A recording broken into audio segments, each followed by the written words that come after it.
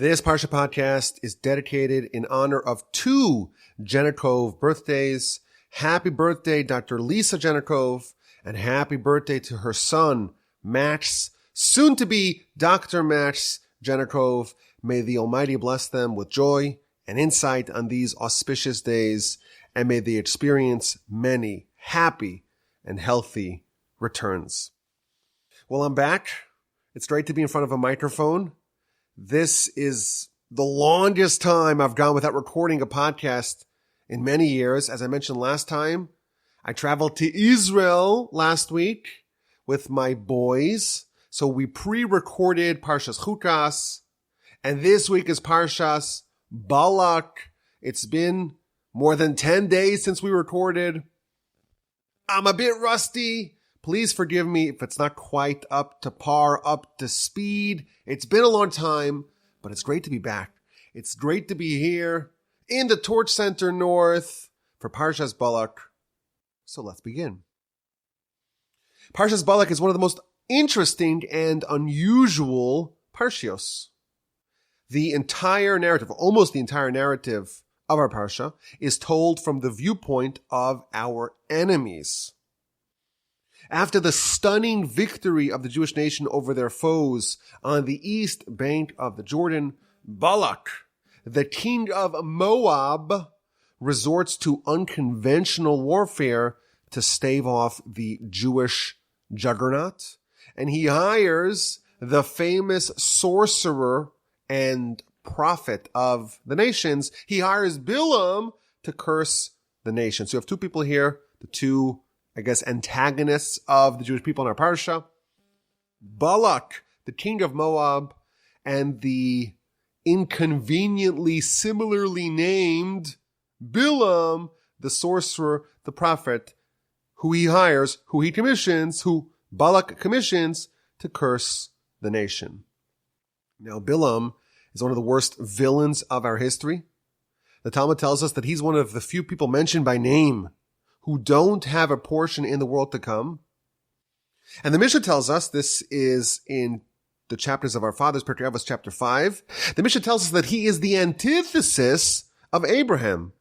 There are three sterling qualities that all the students of Abraham share. If you have a good eye, if you have a humble spirit, if you are content with your lot, then you are de facto a student, a pupil, a disciple of Abraham. And if you have the three opposite qualities, if you have a bad eye, if you have a haughty spirit, if you are rapacious, then you are de facto a student, a disciple, a pupil of Bilaam.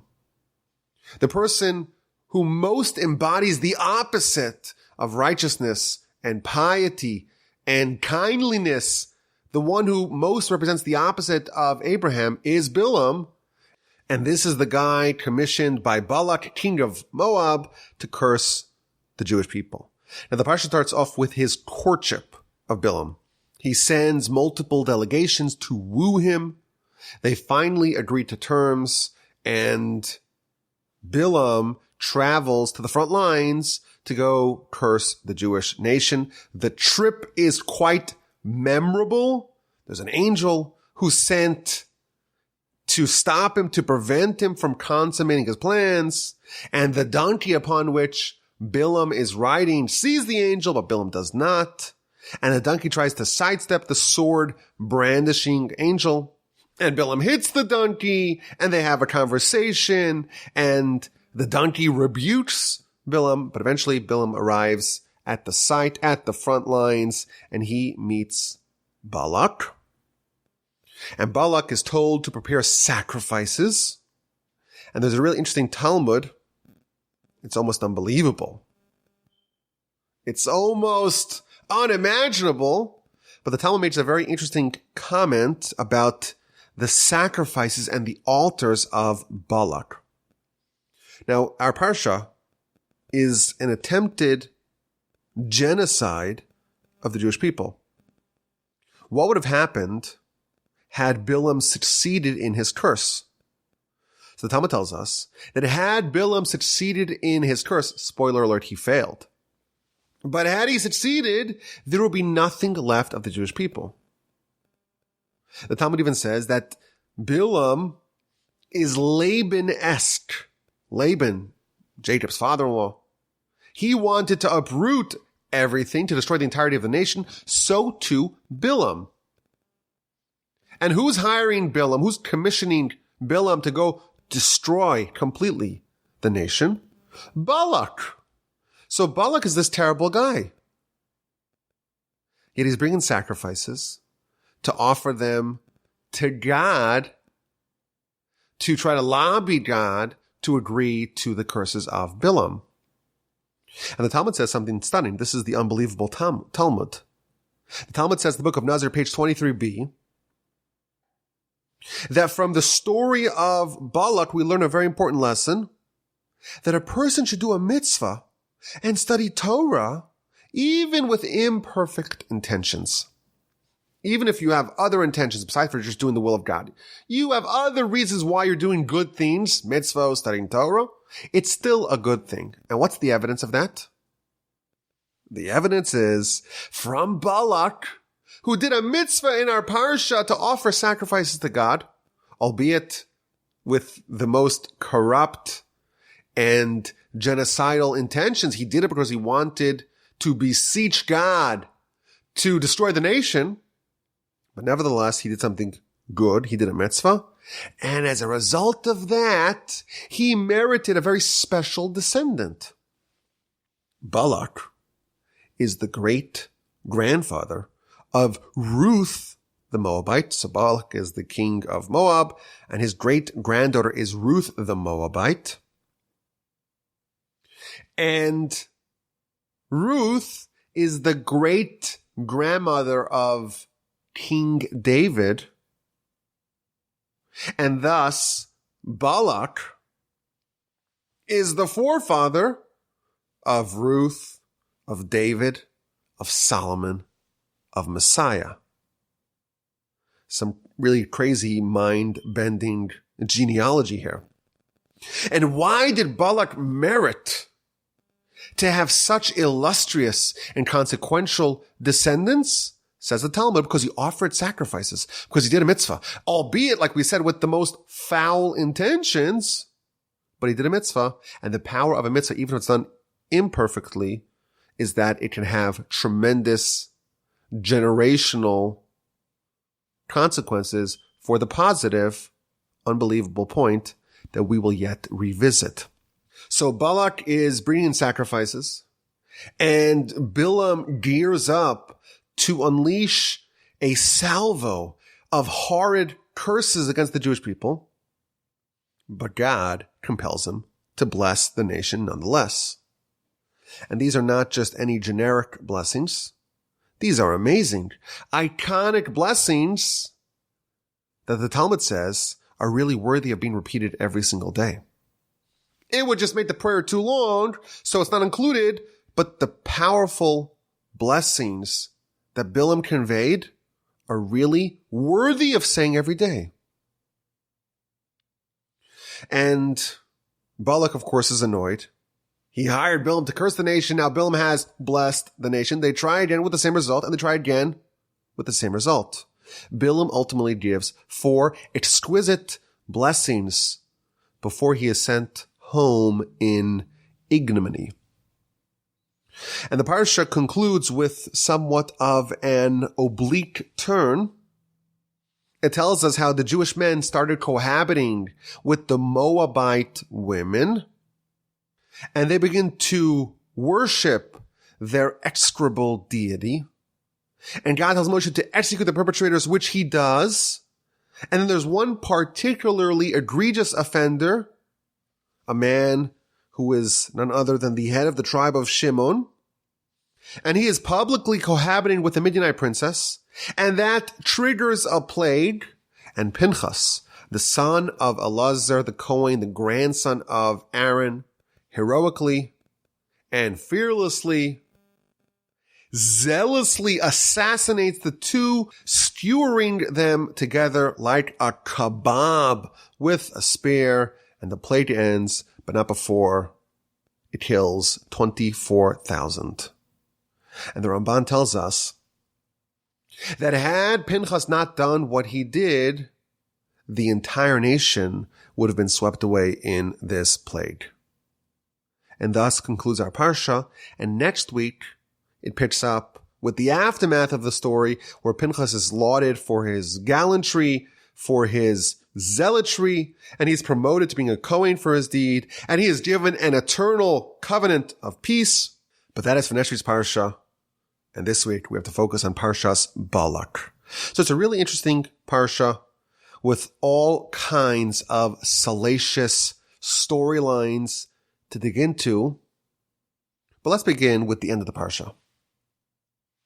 Parsha starts off with the whole saga of Bilaam and Balak, and they're trying to curse the Jewish people, and they fail, and there's a talking donkey, and there's the whole negotiations of the various delegations that Balak sends, and all these effusive blessings that Bilaam is forced to give. And the Parsha ends with the seemingly unrelated story of the Jewish men cohabiting with the Moabite women and worshiping their deities.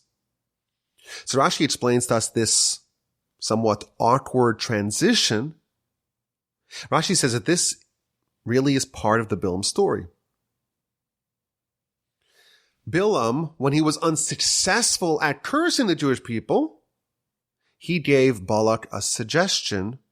He gave him some advice. And he said to him, well, the God of the Jewish people, hates promiscuity. I can't curse him. We can't destroy them in that fashion. But let's allow them to destroy themselves by availing our daughters to be promiscuous with their men, and that will allow us a window, an opening to destroy this people. When Bilaam was unable to curse the people, he gave advice that would bring about their destruction. And the Talmud actually gives the whole elaborate scheme that they hatched to seduce the Jews, and ultimately it seems like it worked. Bilaam and Balak, they did marginally succeed in their efforts to decimate the people, but would have done much more damage absent the decisive action of Pinchas. So accordingly, the entire Parsha is really the story of Balak and Bilaam and their efforts to try to destroy the nation. And when they were making some headway, Pinchas thwarted their plans. Pinchas ended the plague that they had perpetrated. Now it's interesting, Pinchas and Bilaam, they appear again in our story. In a couple of weeks, we're going to read about how the Jewish people managed to exact revenge against Bilaam. Chapter 31, verse 8, Bilaam is going to be executed by the sword for his crimes. Who killed him? The Talmud tells us that Pinchas killed him. So we have two forces, so to speak. Bilaam trying to destroy the Jewish people, Pinchas saving them, and they visit with each other again. Ultimately, Pinchas triumphs. And I think if we study the modus operandi of these two respective combatants in our parsha, Bilaam, the evil sorcerer prophet of the Gentiles, trying to destroy the people, destroy the nation, and Pinchas, with his zealotry and gallantry, saving them, we find something really interesting about these two, and that will help us see what I think is an incredible idea, a life-changing idea that appears in a few different ways in our parsha, but really is a global idea, one of those transformative ideas that could really, genuinely change your life. And I'm saying that from experience because I recently had a conversation with someone who told me that this idea changes life. What are the differences between Pinchas and Bilaam? And let's start off with Bilaam himself. He is a prophet. He is the prophet of the nations. He is a sorcerer. And he had the ability, ostensibly, to curse and to bless. and that's why he was hired. But the Talmud gives us some more insight into Bilaam's ability to curse. The Talmud looks at verse 8 of chapter 23. This is in the middle of his attempted curses. He was forced to bless, even though he tried to curse. So the verse says, Ma ekrov lo kaba'el. How can I curse if God is not cursing? How can I get angry when God is not angry? Bilaam was stymied in his effort to try to curse the Jewish people because God didn't agree. Bilaam's ability to curse was contingent on God's wrath, on God's cursing. What does that mean? Explains the Talmud that Bilaam really did not have any special insight or capacity to curse. What he knew was the following secret. What does it mean that Bilaam knew the knowledge of God? He knew that there was a moment every day when God unleashed some wrath. There was some expression of divine anger every day. For a fleeting moment, a fleeting second, God gets angry, says the Talmud. And Bilaam knew how to pinpoint that precise moment. And he would wait for that propitious moment to come. And he would pounce upon it. And he would channel it. And he would use that moment to curse the nation. And the Talmud says that during the entire saga of Bilaam, God temporarily suspended his practice of getting angry, of having wrath every day. And that's why Bilaam says, I can't curse them because God's not angry. God's not cursing them. God has no expression of wrath. And therefore, my usual shtick of finding this time where there's this divine anger and wrath and channeling that and directing that for a curse, it doesn't work today. I cannot curse this people. And the Talmud says, had God, as is typically done, had God had an expression of anger during this time, Bilaam would have seized upon it, pounced upon it, and cursed the Jewish people, leaving absolute destruction in his wake. That was the power of Bilaam's curse. There is a moment every day, a fleeting moment, when God is angry. What that means, I don't know. It's possible that it has something to do with the fact that there is a slight element of divine judgment still present in the world. The Talmud tells us that there is a quality or an attribute of God called strict divine judgment that's so severe and exacting that even Abraham, Isaac, and Jacob, the titans, the most righteous of our people, cannot withstand such withering judgment.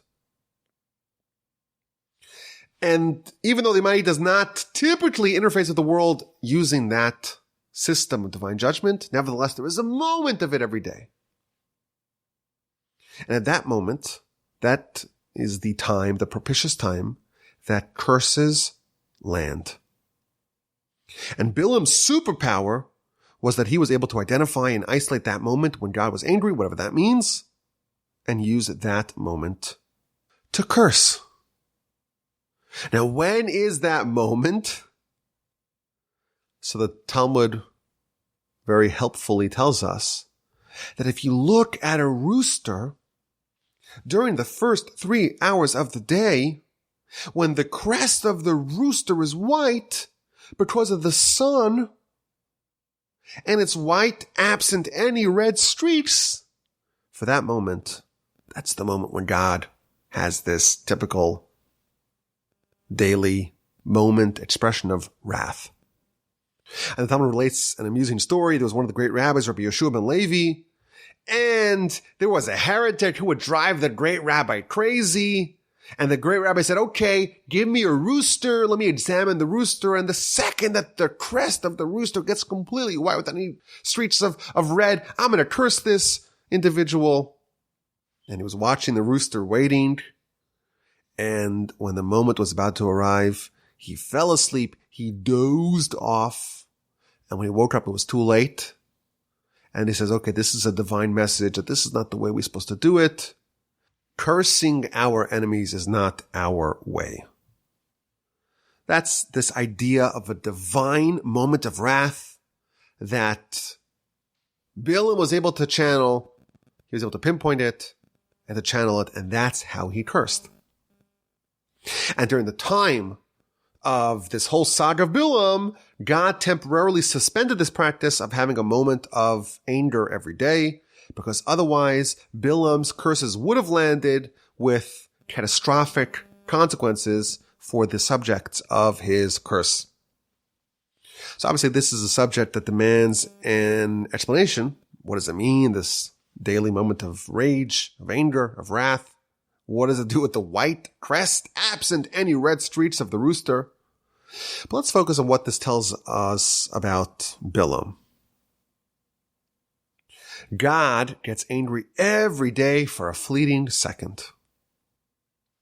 But hey, we survive. We're not destroyed.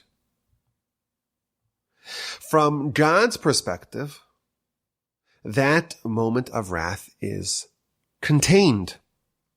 It's a discrete, isolated, siloed off moment. Bilam's cursing ability was his ability to take that moment, that point of wrath, and to expand it and to channel it. And to take it from being just a point of wrath to make it one that causes total destruction. He was able to pinpoint the slightest point of vulnerability, the fleeting moment of wrath, and transform that little point into a curse that destroyed not just the point, it destroyed everything. Bilam, in this context, reminds me of cancer. There's this one rogue, misbehaving cell. Out of trillions. A tiny little point of a problem of wrath in the enormous ecosystem of a body. But what happens? For some reason, that problematic point metastasizes and expands and it spreads until it destroys everything good, everything that was good and productive and useful and helpful. It's all destroyed due to what started off as being just one little point. That's what Bilam did. He found this moment, this fleeting moment, this slight point of a curse, of rage, of wrath. And he was able to metastasize it and spread it out and expand it and augment it until it took over everything and destroyed everything. And our whole parsha is really a story of Bilam probing the people, trying to find any point of vulnerability that he could seize upon and fan and flesh out and augment into total destruction. And the whole parsha is him failing. God didn't get angry. He looks at the nation and he sees that their roots are strong. Abraham, Isaac, and Jacob are unmovable, unflinching mountains. And then when the first angel, the first vantage point doesn't yield any fruits, he tries to see the nation from a different point, from a different angle. Maybe there could be some point of vulnerability. Maybe there's an opening, a window to land the curse, to work your magic and expand that little point of wrath into total destruction. And he looks at the nation and he says, there's no sin in Jacob. There's no iniquity in Israel. There's no point of vulnerability to land a punch. There's no rogue cell to metastasize. Let's change the angle again. Let's go to a different mountain. Let's see the nation from a different vantage point. Ma tovu ohalecha Yaakov. How goodly are your tents, O Jacob, your dwelling places, O Israel. For the duration of Bilaam's exploration of the nation, he's examining the people from every angle, searching, seeking to find some point of vulnerability, and he's not able to do so. The Torah tells us that Bilaam was a one-eyed jack. He had only one eye. He refused to see the full picture. He was looking for only one thing. He was looking intently for this point of vulnerability, to find the flaw, to find the bad. And of course, his intent was that once you find that point, he was going to draw it out. He was going to expand it, to metastasize it, resulting in the total destruction of the people. Now you compare this to Abraham. Of course, the Mishnah tells us that Bilaam is the opposite of Abraham. What was Abraham trying to do?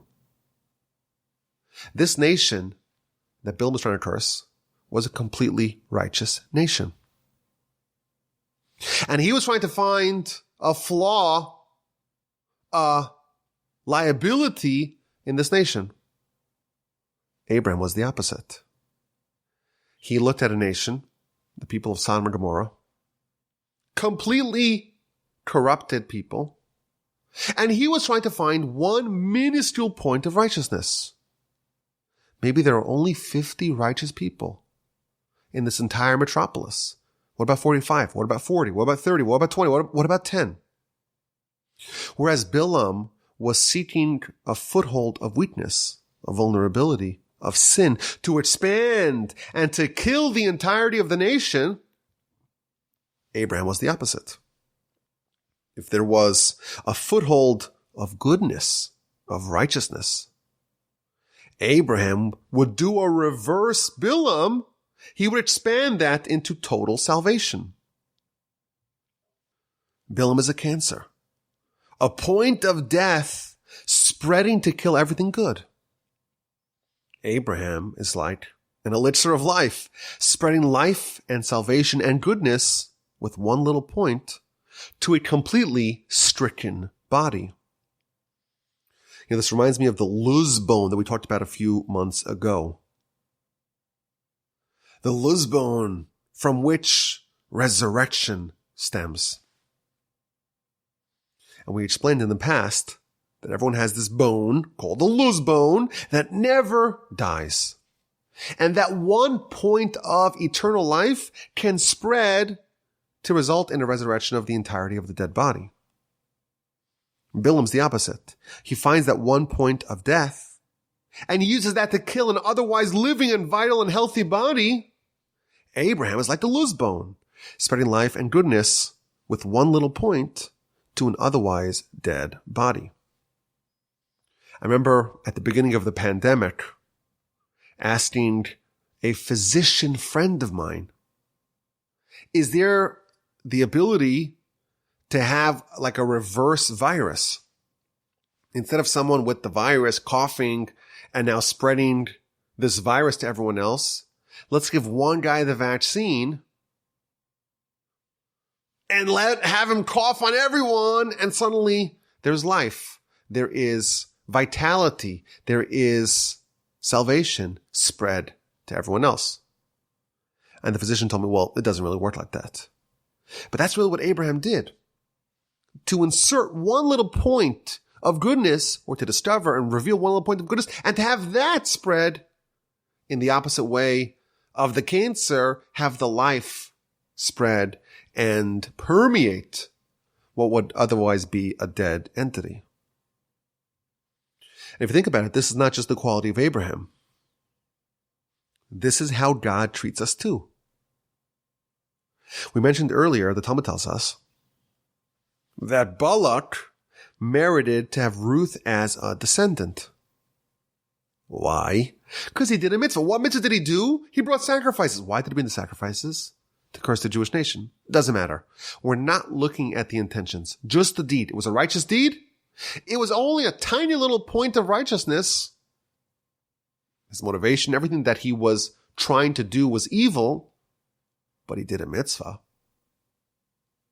And that little point of righteousness, of goodness, as minuscule as it may be with relation to the entirety of his deed, God finds that point of righteousness and spreads it out and fleshes it out and broadens it until the result is the righteous matriarch of King David, until it's Ruth.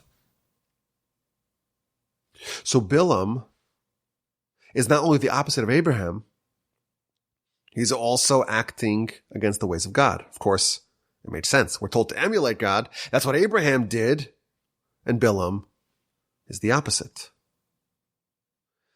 The lesson, of course, for us is that we should try to take the path of Abraham, to try to find the point of goodness and to flesh it out, to save the sinners of Sodom, to reward the point of goodness of Balak. But Bilaam's the opposite. He is looking for the point of weakness and using that as a little beachhead, as a foothold to spread until there is total destruction. Now, did Bilaam succeed or fail? So if you read the Parsha without any of the commentaries, it seems like he failed. He tried repeatedly to curse the nation, and he came up empty-handed. But at the end of the Parsha, there's a plague that killed 24,000 of our nation. Why was there this plague? Because of the advice of Bilaam. God hates promiscuity. Find a way to get them to cohabit with the Moabite women. And then they'll do the idolatry. And that will trigger an unrestrained plague. A plague that will kill both good and bad. This is classic Bilaamism. Find a point of vulnerability. Find patient zero. Find this rogue cell and spread it until it runs amok, destroying everything, both good and bad. And indeed, absent the heroism of Pinchas, Bilaam's vision would have been consummated. Now, how indeed did Pinchas stop the plague? What is the secret to reversing the avalanche unleashed by Bilaam? So if you look at what Pinchas did, he found that point of vulnerability. He found that point amongst the whole nation of evil, and he nuked it. He excised patient zero. He removed that one cancerous point, and thereby he removed the trigger. Bilaam is always looking for that one point of evil. What happens when you find it? How do you address it? So what Bilaam liked to do was to fan those flames until there was total destruction. And what Pinchas showed us, or what he did, what he exhibited, is the removal of that point of evil, and thereby depriving the inferno of its energy. Pinchas found that cancerous point and with a scalpel removed it and prevented it from spreading. Now it's interesting, if we study Pinchas and compare what he did to stop a plague, and we compare that with what Aaron did a few weeks ago in Parshas Korach, what he did to stop a plague, we find something really interesting. How did Aaron remedy the plague? Well, he took incense, the Ktoris, and stood between the living and the dead. Now, in the past we've talked about incense. It's a cocktail of 11 different spices, some of them really good on their own, some of them really rancid and putrid on their own, but the mixture together made something which is better than any one individual spice on its own. And we've explained in the past that the philosophy behind the ketores, behind the incense, is to take the bad and mix it with the right ingredients of the good, resulting in something so aromatically, symphonically pleasant that it uplifts everything and it makes the net result better than any individual spice on its own. And even the spice that on its own is terrible, is rancid, it ultimately contributes towards the final result. So what Aaron demonstrated with the ketores, with the incense, is that he took that point of evil and he defanged it of its evilness. He made it good.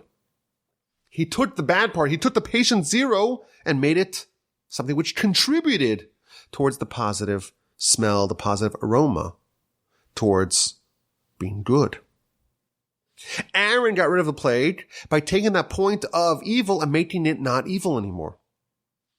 Positioning it in a way that not only is it not harmful, it's good. It contributes towards the overall aroma. Pinchas had a different way to deal with this point of evil that was unleashing a plague. He isolated it and he removed it. He nuked it. He got rid of the harmful and contagious force, and thereby he stopped the plague. Bilaam, what he did is he found the specific point of evil and spread it out until everyone was affected. He took that one moment that God gets angry every day and he tried to spread it everywhere. He took the point of corrosion and artificially encouraged it to permeate the entirety of the thing. Pinchas and Aaron found ways to neutralize the point of evil. And Abraham shows us that there is an opposite way of behaving. And that is to find the specific good point and to spread it. And even when you have an entity, a body that's entirely bad, there is a way to isolate and identify the point of righteousness, of goodness, and use that to spread righteousness and goodness to the entirety of the thing. I think there's a very powerful lesson from this idea. We have Bilaam. He takes a point and spreads it. We have Abraham in the opposite fashion, taking a good point and trying to spread it. And we have God in the episode of Balak offering sacrifices, again taking one slight point of righteousness and spreading it. And then we have the efforts to contain a bad point, that of Aaron and of Pinchas. All this tells us that a very small trigger can unleash a very big move. And it works both ways. A small sliver of bad can be expanded into a malady that destroys everything. And that's the expertise of Bilaam. And once a Bilaamian plague is unleashed, there are two different ways to end this plague, like Pinchas, trying to excise the trigger, finding that harmful catalyst and removing it. And like Aaron, converting that bad thing into something good and thus defanging it. But again, there is a positive version of this as well. If a point of a vulnerability can be destructive to the entirety of a thing, a point of light, a ray of light, can illuminate an entire dark world.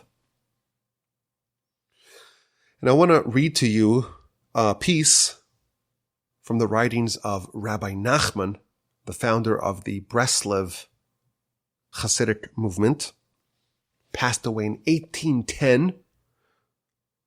And he was someone who always talked about this idea. This is one of the pillars of the Breslov movement is this idea.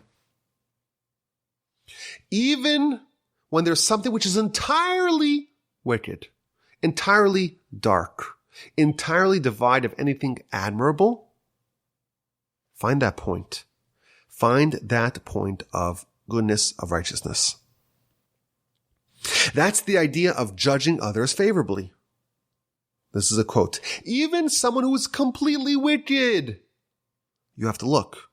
You have to seek. You have to probe to find a point of righteousness, a little bit of good. Find a little bit in a person in which the person is not wicked. And through that little glimmer of hope and light that you find in a very otherwise dark person, through that you can judge them favorably. And through that, you can influence the entirety of that person to bring them back to righteousness. Once you have a little foothold of goodness, of light in a person, and you acknowledge that, and you celebrate that, that can be a stepping stone to eventually transform the entirety of the dark individual into a righteous person.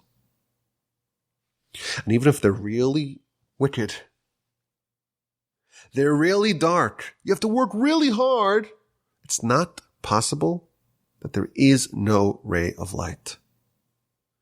They certainly did a mitzvah in their life. And even if the mitzvah wasn't perfect, there was an element, a sliver of that mitzvah, which was devoid of wickedness, which was righteous. And through that, once you have a tiniest little point of goodness within a person, you have a foothold. Now you have something to work off. Now you have something to spread from. You land, get a foothold, get a beachhead. That's the hard part. But once you have something, you have a little piece of real estate in a person that's righteous. Now you just expand that. It's much easier to start with something really small. But once you have a foothold, it's much easier to expand it and to transform the entirety of said person to being righteous.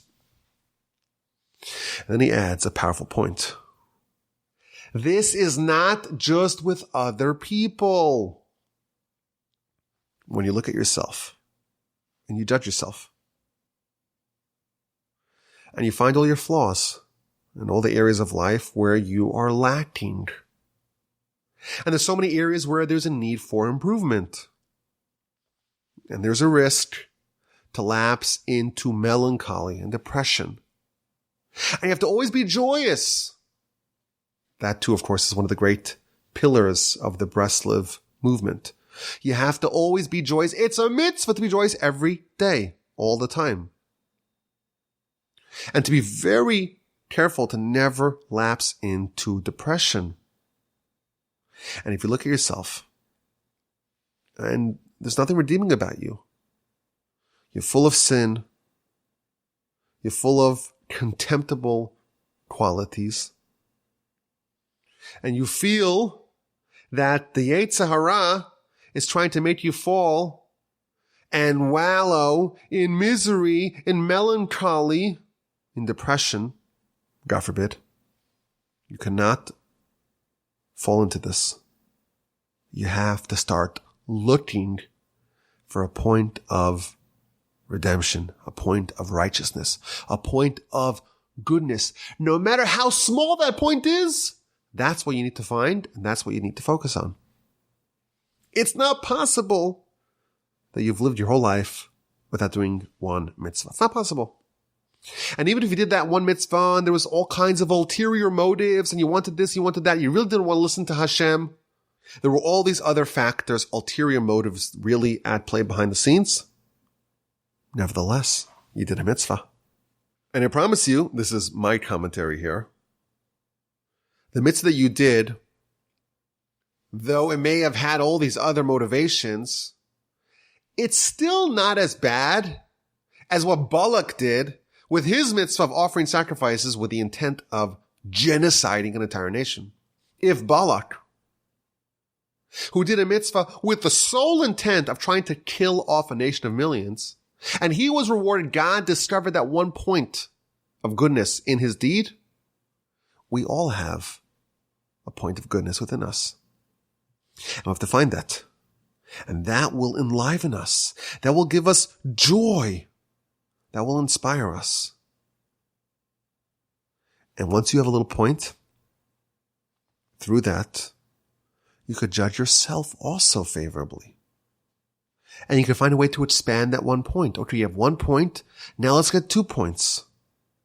And so on until eventually you've been transformed.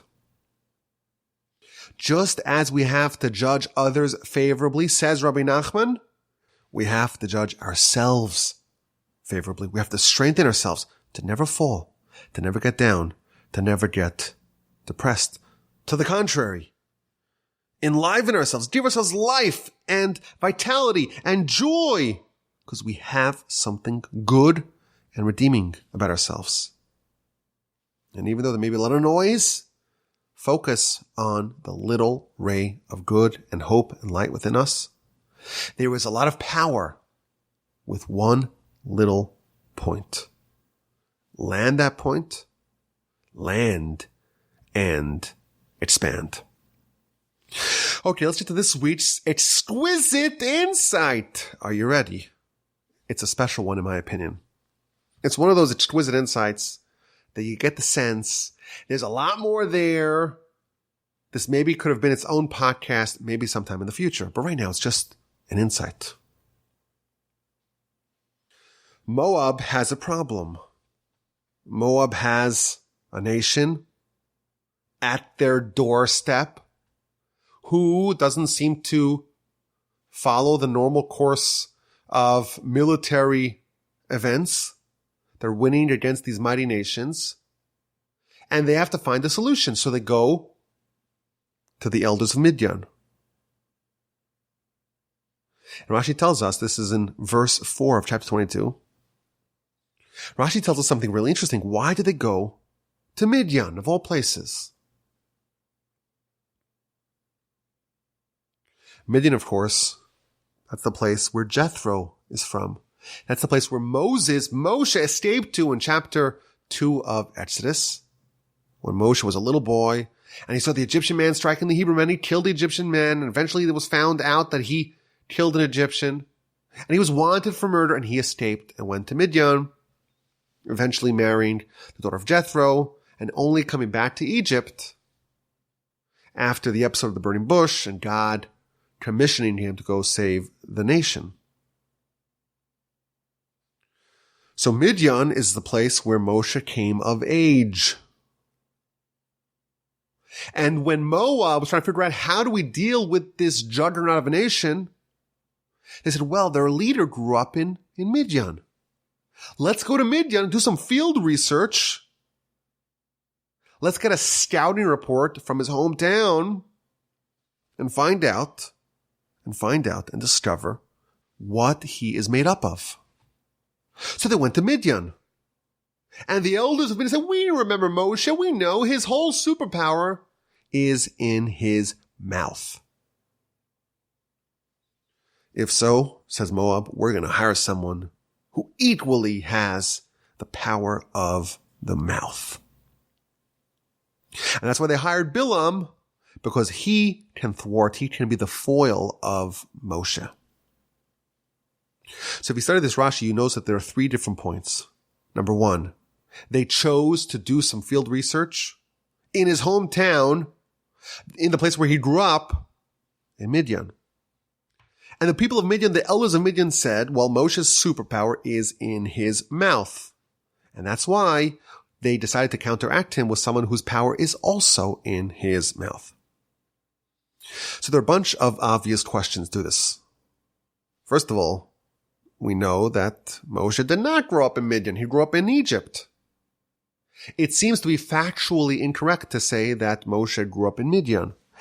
In fact, when he came to Midian, he was called an Ish Mitzri, an Egyptian man. So why didn't they go to Egypt? Why specifically did they go to Midian? Point number 1, put it aside. Additionally, point number 2, it seems to be inaccurate. Their scouting report of Moshe was that his superpower is his mouth. We know that Moshe's weakness was his mouth. It was Moshe's hamstring. Where in Midian did Moshe exhibit his speaking prowess? In fact, when God says to Moshe, go save the Jewish people, he says, how can I do it? I'm hard of speaking. I have a heavy tongue. I have a heavy mouth. Point number 2, let's put those off to the side. Here's the insight. Moshe, his superpower is concluded to be his mouth. What's the way to foil him? The Moabites determined that the way to foil someone whose superpower is in his mouth is also with someone whose superpower is in his mouth. You fight fire with fire. If you remember last week, the nation of Edom, when the Jewish people wanted to cross over and they made a request, and the people of Edom came out with their sabers rattling. If you look at Rashi, it seems like they took the opposite approach to the Moabites. That whole back and forth between the Jewish people and Edom was about the Jewish people coming as Jacob and Edom responding as Esau. So they weren't fighting fire with fire. You'll use the power of the mouth. We'll go with someone who has the equal strength of mouth. They were fighting with the opposites. Somehow over here, there is a different philosophy of encountering an enemy.